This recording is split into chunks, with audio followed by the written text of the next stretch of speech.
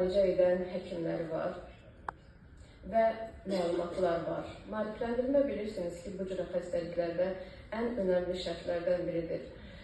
Nə qədər diaqnoz alsa da xəstə onu bilmir, nədir, necə yaşayacaq, irəlidə onu hansı proqnozlar gözləyir, xəstə ailəsi maariflənməlidir. Bunun üçün heç bir Azərbaycan dilində ədəbiyyat yox idi, tibb ədəbiyyat yox idi, heç bir yerdə məlumat yox idi. Hətta internet üzərindən araşdırdığımız zaman köhnə Sovet ədəbiyyatından çox negativ bir məlumatlar vardı.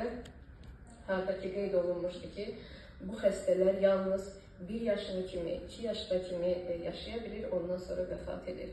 Və bizə gələn xəstələrə hər zaman birinci istəyim olurdu ki, lütfən internetdə araşdırmayın, elə birbaşa bizdən dinləyin, biz sizə hər cürə dəstək olacağıq və bunu da etdik.